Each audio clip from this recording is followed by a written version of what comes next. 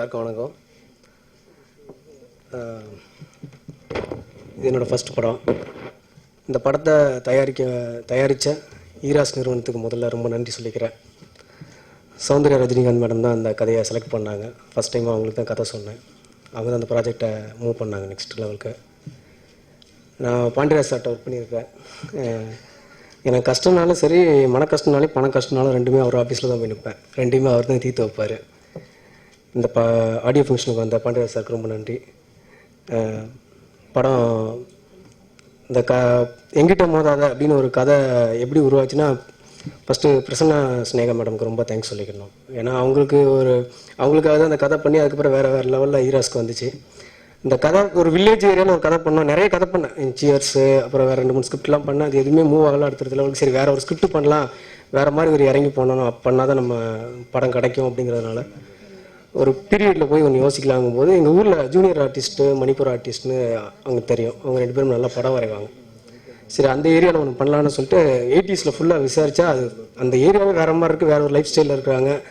சரி இதை விட்டுறக்கூடாது, இதுக்குள்ளேயே பண்ணுவோன்னு சொல்லிட்டு 87 ஜல்லிக்கட்டுன்னு ஒரு படம் ரிலீஸ் ஆகிருக்கு.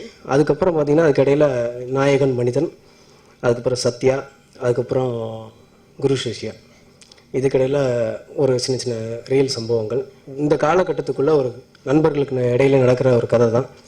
இதுக்கு நட்டி சாருக்கு வந்து ஒரு 2-3 லேயர் கொடுத்துருக்கேன். கட் அவுட் ஆர்டிஸ்ட்டு, அதுக்கப்புறம் ரஜினி ரசிகர் மன்றம், அப்புறம் ரஜினி ரசிகர் மன்ற தலைவர் அப்படி மாறுறாரு. இதுக்கிடையில் நடக்கிற அரசியல், இதை வச்சு தான் ஒரு கதை பண்ணியிருக்கேன். இது ரொம்ப நல்லா வந்திருக்கு.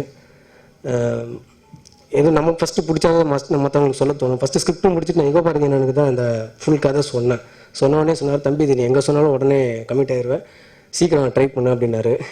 அதே மாதிரி ஈராஸில் கிடச்சது. அடுத்தது அந்த மியூசிக் டைரக்டர். இந்த படம் டெக்னீஷியன்லாம் ரொம்ப படம் ஷூட்டிங் ஃபிக்ஸ் பண்ணியாச்சு. ஆனால் டெக்னீஷியன் யாருமே மெல்ல வேகமாக செலக்ட் பண்ணிட்டு இருக்கும்போது மியூசிக் டைரக்டர் மட்டும் ஃபஸ்ட்டு வேறு ஒருத்தர் இருந்தார். அதுக்கப்புறம் ஒரு வாரத்துக்கு முன்னாடி தான் நடராஜன் சங்கர் நான் கூப்பிட்டேன். இல்லை இப்போ நீங்கள் உடனே வந்து இந்த ப்ராஜெக்டில் ஜாயின் பண்ணுங்கள் அப்படின்னப்போ அவர் வந்து கதையை கேட்டார். ஒரு வாரம் தான் இருக்குது, ஃபஸ்ட் ஷெட்யூல்லே சாங் இருக்குது, நீங்கள் சாங் கொடுத்துருங்க அப்படின்னு சொல்லி சிச்சுவேஷன் சொன்னேன். அந்த சிச்சுவேஷன் ரொம்ப ஃபாஸ்ட்டாக வேலை செஞ்சு எனக்கு ஒவ்வொரு சாங் கொடுத்தாரு. பாடல்கள் எல்லாமே ஒரு அரை மணி நேரத்தில் தான் எழுதினார் யுகோ பாரதி. என்ன எதுக்குமே டைம் எடுத்துக்கல. சிச்சுவேஷன் கேட்பார், சொன்ன உடனே அதில் எதுவுமே கரெக்ஷன் நமக்கு சொல்ல தோணாது. ரொம்ப அருமையாக இருக்கும். அதோட எக்ஸ்ட்ரீம் லெவல் தான் வெளியே தருவார். ஏன்னா மற்றவங்கள தாண்டி நான் ஒரு அண்ணன் அவர் கூட ட்ராவல் ஆகிட்டு இருக்கேன். அதனால் நமக்கு தப்பாக இருக்காது, அண்ணன் சொன்னால் கரெக்டாக இருக்குன்னு சொல்லிட்டு இந்த பாட்டு எல்லாமே அப்படி வாங்கி பண்ணது தான். அதில் எதுவும் கரெக்ஷன் இல்லாமல் ரொம்ப நல்லா வந்திருக்கு.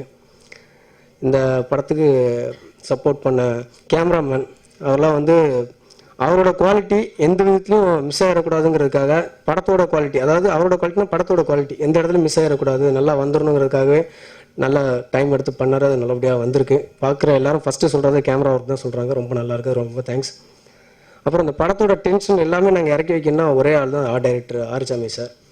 அவர் இன்றைக்கி வந்திருக்காரா என்னன்னு தெரில.